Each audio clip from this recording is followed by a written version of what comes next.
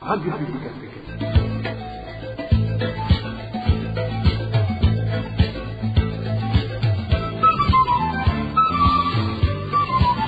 Radio Publique Africaine.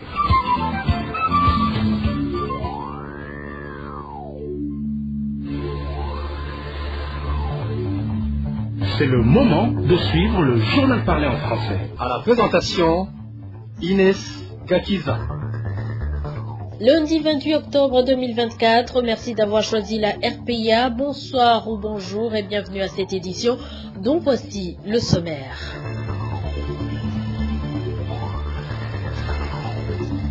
Gitega sert de plus en plus fort pour contraindre la population à se faire inscrire comme électeur, alors qu'il reste encore 3 jours avant la clôture de l'activité d'enrôlement. Ce lundi, l'accès aux écoles était dans tout le pays conditionné par la présentation de la preuve d'inscription pour tous les enseignants et élèves en âge de voter. Mpox gagne de plus en plus du terrain à Gitega, la capitale politique. Comme vous l'entendrez tout à l'heure, le manque de sensibilisation serait à l'origine de cette forte propagation. Et enfin, le Burundi abrite dans 3 jours le 23e sommet du COMESA. Les dirigeants du pays sont appelés à améliorer, entre autres, le climat des affaires pour que le Burundi puisse tirer bénéfice de son marché régional. Voilà pour le sommaire.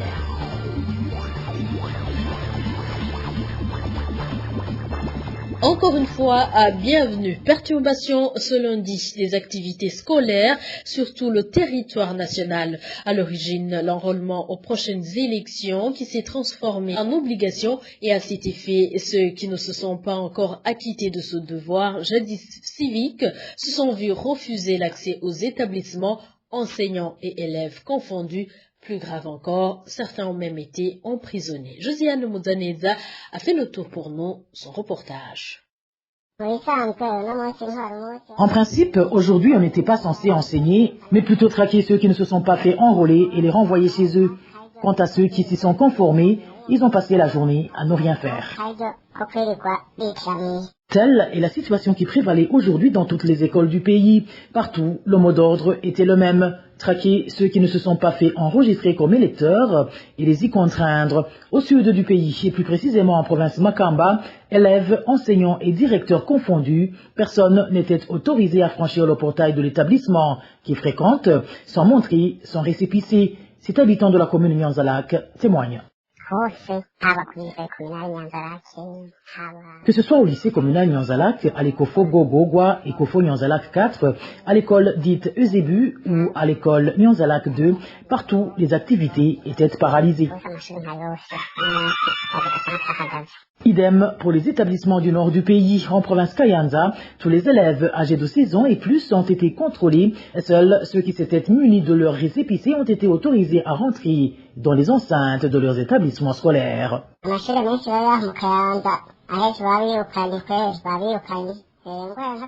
Ici à Kayanza, plusieurs élèves ont été renvoyés. C'est notamment le cas des élèves qui fréquentent le lycée islamique, ceux de l'Ikofo Ruganza, de même que ceux de l'Ikofo Kavumu. À Kabarore, à Muruta et partout ailleurs, les élèves qui ont 16 ans et plus ont été renvoyés par leur directeur. Même les enseignants n'ont pas été épargnés.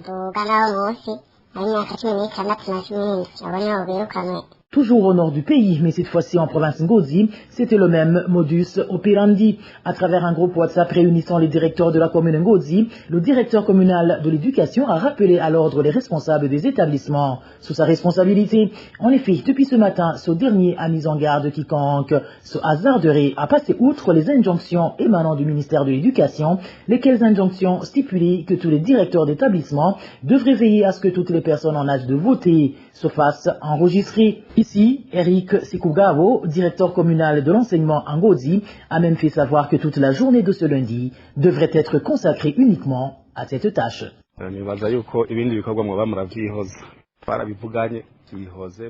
Mettez tout de côté, on en a suffisamment parlé.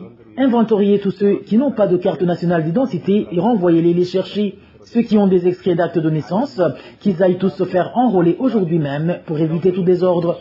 Celui qui a des questions n'a qu'à les poser et on y apportera une solution adéquate. Toutes les autres activités doivent être suspendues. Même moi, j'ai fermé mon bureau et je suis en train de faire le tour de tous les établissements scolaires afin de m'assurer que tout se passe comme prévu. À Bujumbura, la capitale économique, cette tâche a été confiée aux miliciens Imbonerakure. En zone Kinama, par exemple, ces jeunes du parti au pouvoir, le CNDD-FDD, étaient positionnés à toutes les entrées des écoles. Là-bas, le contrôle se basait sur les classes fréquentées. Les élèves sans tenir compte de leur âge.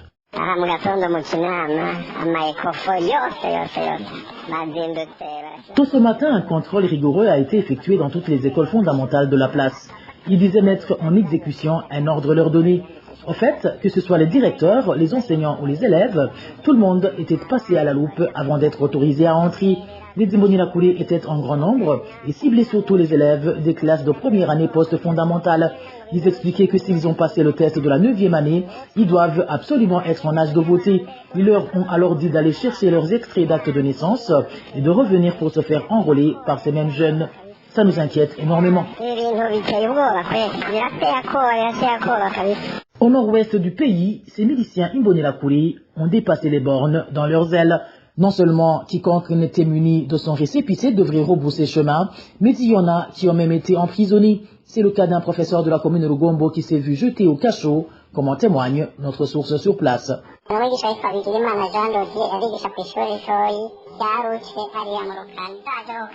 Jean de Dieu Vigilimana, enseignant de l'école primaire de Luce située dans la localité de Lukana, se rendait à son travail comme d'habitude. Avant, il a d'abord rangé son récépissé dans un sac qu'il a laissé à son domicile pour ne pas qu'il se perde. Arrivé sur une barrière située tout près de Lugofam, une barrière gardée par les Imbonerakure très zélés, dont le surnommé commissaire, il a été sommé de s'arrêter et de leur présenter la preuve de son enrôlement. Pourtant, il le connaissait très bien. Il leur a alors dit qu'il s'est fait enrôler, mais qu'il a laissé son récépissé à la maison et leur a expliqué qu'il était pressé de se rendre à son lieu de travail. Ces miliciens l'ont alors conduit au bureau communal. Après avoir été auditionné par le commissaire communal de police, il a été jeté au cachot et ce dernier lui a signifié qu'il allait s'occuper de son dossier plus tard. Quand un de ses collègues a appelé pour s'enquérir de la situation, le commissaire lui a répondu que cet enseignant n'allait pas sortir de sitôt, sous prétexte qu'il avait soi-disant insulté.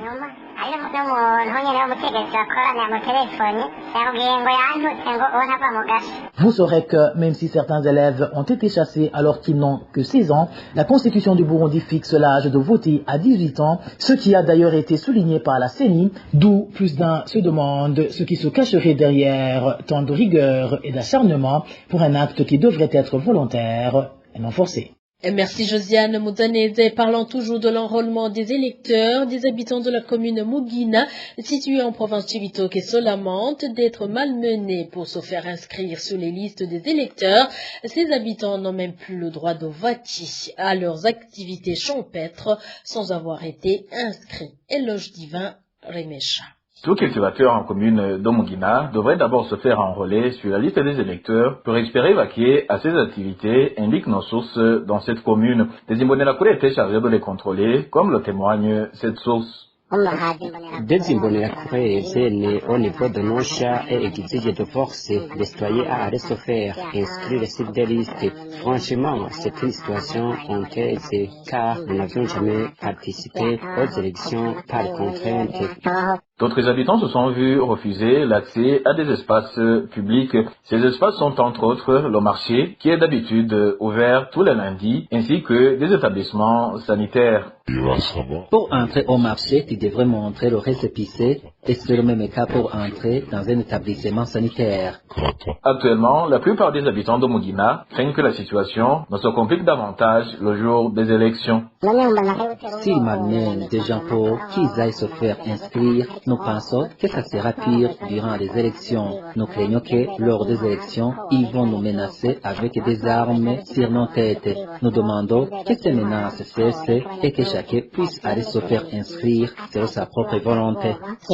Vous saurez que l'enrôlement des électeurs qui a démarré en date du 22 octobre va s'achever en date du 31 octobre prochain. Les Burundais n'ont plus d'engouement de participer dans les élections parce qu'ils sont déçus par les actions des personnes qu'ils ont mis au pouvoir. C'est l'avis de Léonce Ngendakumana, un des politiciens chevronnés au Burundi. C'est également pour Léonce Ngendakumana un signe que la popularité du parti CNDD-FDD est en train de s'affaiblir au point qu'ils doivent utiliser de la force pour appeler les gens à se faire inscrire. Écoutez plutôt Léonce Ngendakumana. Aujourd'hui, on constate que le gouvernement est en train d'utiliser de la force. On voit des écrits, des communiqués de certains membres du gouvernement, de l'administration, de la CENI, qui semblent même infliger des sanctions à des citoyens qui ne se feront pas enrôler. C'est bizarre, mais c'est la situation à laquelle nous sommes en train de nous habituer.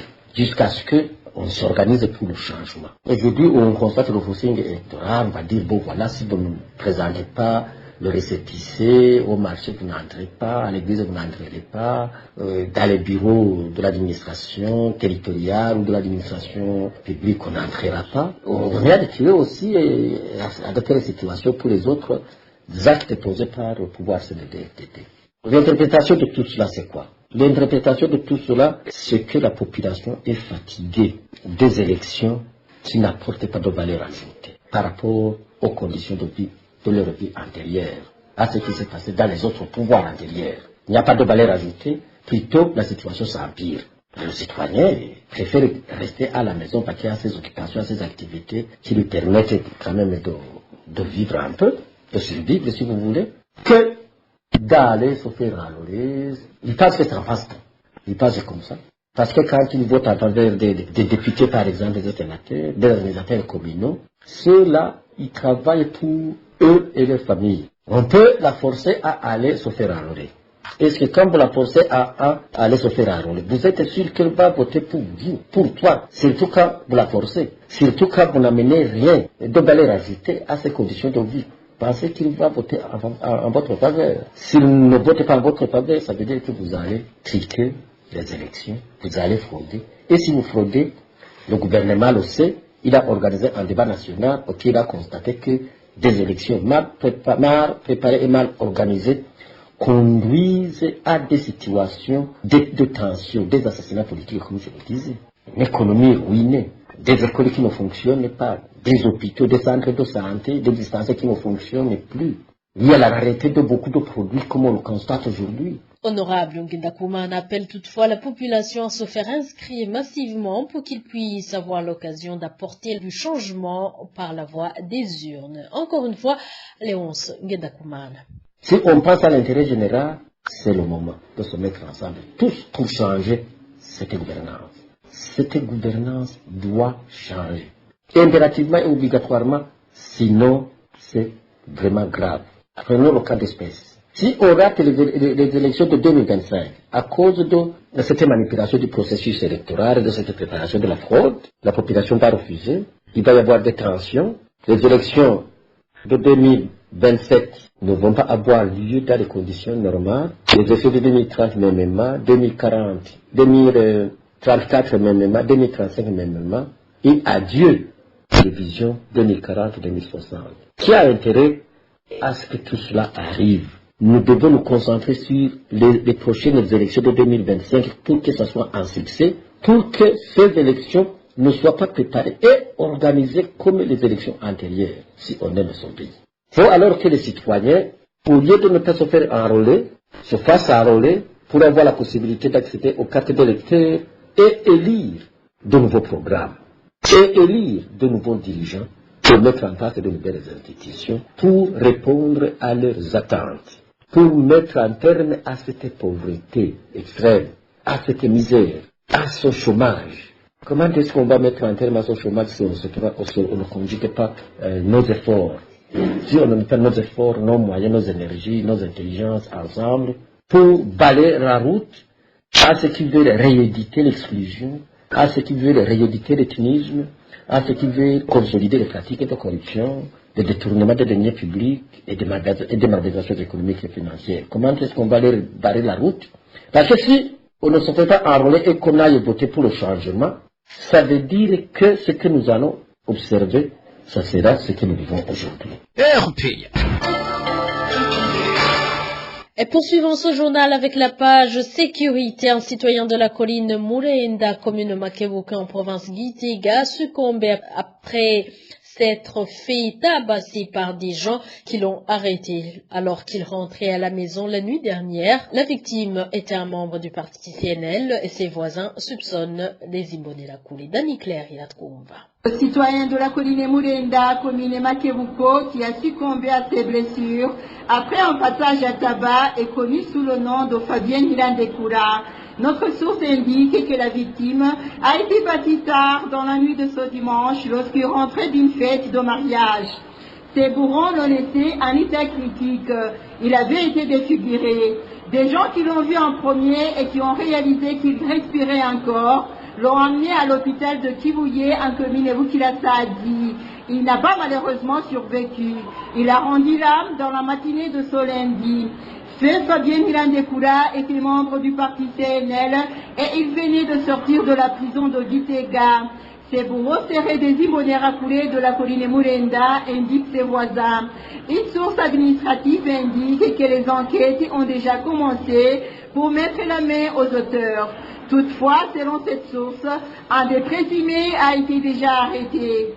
Et la rédaction de la RPA a pu répertorier 4 personnes tuées la semaine écoulée. 3 ont été tuées par balle par un policier jeudi dernier au chef-lieu de la province Ngodi. Ce policier les a fusillés alors qu'ils étaient dans un bar de la localité. La 4e personne tuée de la province Bujumbura, il s'agit de Pascal Chimilimana, agent de la Brarodi. Son corps a été retrouvé à son domicile sur la transversale 15, zone Maramzia, commune Mutimbuzi, lundi dernier. 2 personnes, dont la femme de la victime, ont été arrêtées pour des raisons d'enquête. Et je vous rappelle que vous pouvez retrouver le journal et toutes les productions de la RPA sur ces différentes plateformes, sur X, sur Facebook, sur YouTube, sur le www.rpa.bi, mais également sur WhatsApp si vous écrivez au numéro +49 178 19 111 85. RPA. Je vous l'avais dit au début de ce journal, le nombre de cas de la variole du singe, Mpox, continue d'augmenter en province Gitega, bien que certaines mesures aient été prises à l'hôpital régional de Gitega pour que les gardes des malades de Mpox ne soient pas contaminés. Ceci n'empêche pas que cette épidémie ne cesse de s'étendre. La population ainsi que le personnel médical semblent ne pas être sensibilisés sur la maladie et sa prévention. Le point avec Nadège Irakodze. Les malades de la variole du singe Mpox se trouvant à l'hôpital régional en province de Gitega disent qu'après avoir alerté via la radio RPA que cette épidémie va se propager à grande vitesse suite au personnel médical de cet hôpital qui avait pris à la légère cette maladie. Ainsi, certaines mesures ont été récemment mises en application, ce qui aide les familles ayant des personnes infectées de ne pas être elles aussi contaminées. L'un des malades de Mpox raconte certains changements déjà opérés dans cet hôpital. Les mesures ont été prises car, après avoir lancé une sonnette d'alarme, ils ont commencé à nous donner de la nourriture. À midi, ils nous donnent de la pâte de maïs et des haricots. Et le soir, nous mangeons du riz et des haricots. Il n'y a plus de visite des personnes venant de l'extérieur pour éviter toute contamination. Nous ne partageons même plus les gobelets. Ils nous ont aussi donné chacun sa cuillère, des nouveaux draps et des couvertures. Pourtant, même si ces mesures ont été prises, notre source sur cet hôpital indique que cette épidémie continue à s'étendre. Les 2 tentes érigées au moment où cet hôpital était débordé par les malades de Mpox sont elles aussi remplies de malades. Donc actuellement, 2 autres tentes ont été installées pour accueillir les nouveaux cas de Mpox. Ils ont érigé d'autres tentes car les malades continuent à se multiplier. Les 2 anciennes tentes avaient été installées par l'UNICEF. À présent, les 2 nouvelles tentes sont construites par la Croix-Rouge. Et toutes ces tentes sont remplies de malades de Mpox dont le nombre ne cesse d'augmenter. Selon notre source, la propagation de cette épidémie montre bel et bien que la population et le personnel travaillant dans le domaine de la santé ne sont pas bien informés sur les symptômes de cette maladie, surtout qu'elle attaque les organes génitaux, que ce soit ceux de l'homme ou de la femme. Il n'y a pas de sensibilisation effective pour la population en ce qui concerne la prévention de cette épidémie. Écoutez même les publicités. Ils n'informent pas bien les citoyens. Ces derniers ne savent pas que cette maladie attaque sévèrement les organes génitaux. Quand ils attrapent cette maladie, les gens pensent que c'est une simple infection des organes génitaux et ils vont acheter des médicaments dans les pharmacies ou ils vont au centre de santé pour être traités des infections alors que c'est du Mpox. Et ils viennent ici à l'hôpital, étant devenus très malades, ayant des plaies sur les organes génitaux. Ces citoyens, déjà affectés par la variole du singe, demandent avec insistance au gouvernement du Burundi et au ministère de la Santé publique de fournir beaucoup plus d'efforts pour sensibiliser la population en ce qui concerne cette maladie, ainsi que les mesures de prévention. Sinon, d'après eux, cette épidémie ne va cesser de s'étendre à grande vitesse, étant donné que la guérison totale d'un malade de Mpox prend beaucoup de temps. Et coopération à présent, le Burundi abritera le 23e sommet du marché commun de l'Afrique orientale et australe, COMESA, le 31 octobre prochain. Pour le président de l'organisation PARSEM, le Burundi devrait notamment améliorer le climat des affaires et renforcer la stratégie d'exportation pour bénéficier pleinement des avantages de ce vaste marché commun. Le Burundi, comme opportunité, devrait profiter de ce marché vaste de plus de 400 millions d'habitants pour renforcer ses exportations et le mouvement des personnes et des capitaux. Le Burundi devait bénéficier des investissements directs étrangers. Tout cela pourrait créer une bouffée d'oxygène au niveau des devises. Le développement des infrastructures dans le cadre transnational, ça veut dire des infrastructures qui sont négociées et au niveau supranational à travers ces organes d'intégration régionale, le Burundi devrait en profiter, surtout que nous sommes en déficit des infrastructures. Et aussi, comme ça projette de devenir un grand marché libre, un grand libre-échange, en s'unissant avec l'East African Community et la SADC. Et le Burundi aussi habitera sur le siège de la PTA Bank. Tout cela fait du Burundi un pays qui a un rôle à jouer vraiment dans le COMESA. Et alors il faut renforcer l'environnement des affaires pour bénéficier de ces investissements directs étrangers provenant de ces pays membres. Le Burundi doit avoir une stratégie à bonne forme de renforcement des exportations. Ces histoires, ces défis de la BBN, qu'il faut trouver une solution.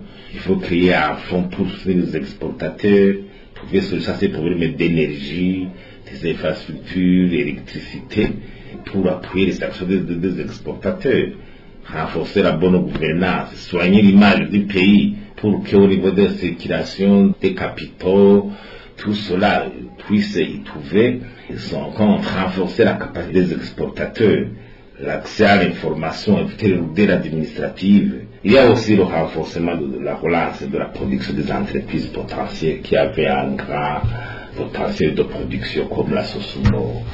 La Cocotéo avait un grand potentiel de production dans le temps, comme l'exportation des habits de quoi. Et le Burundi devrait alors aussi s'acquitter régulièrement de sa cotisation de 406 000 $ par an. C'est une cotisation qui sera à la portée du Burundi. Donc le Burundi ne devrait pas enregistrer des arriérés comme il le fait quelquefois dans certaines autres organisations comme l'East African Community. Le COMESA compte 21 États membres, dont le Burundi.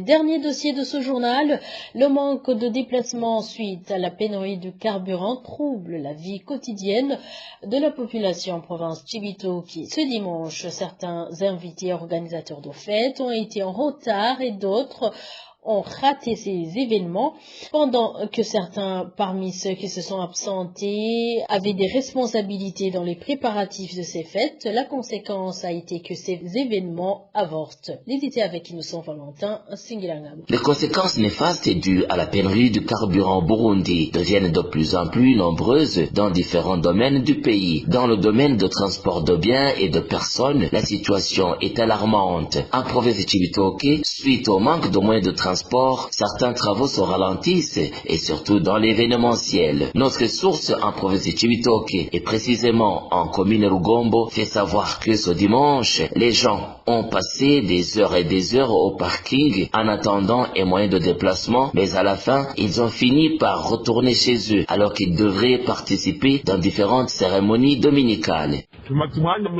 Nous venons de passer des heures et des heures ici, alors qu'on se dirigeait dans différentes cérémonies. Certains parmi nous tiennent sur eux le matériel à utiliser dans ces fêtes. Notre retard va causer énormément de problèmes. Disons, si nous continuons notre voyage vers le lieu de cérémonie, ça ne sera plus nécessaire, car nous trouverons notre cérémonie déjà finie.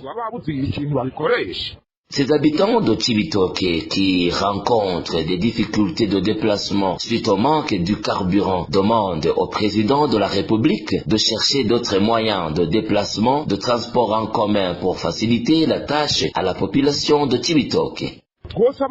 Nous demandons à notre gouvernement de faire le tout possible pour régler ce problème et nous donner les moyens de déplacement afin de quitter cet endroit. Nous avons envie de participer à la fête. À ce propos, nous n'avons pas encore pu joindre ni le gouvernement de la province de Cibitoke, Kareme Wizoza, ni les services habilités du ministère de Transport de biens et de personnes. Merci Innocent Valentin Singilangavo, c'est par ton reportage que nous mettons point final à cette édition. Merci à vous tous qui nous avez suivis. Au micro, vous étiez avec Inès Gakiza. Excellent moment chez vous.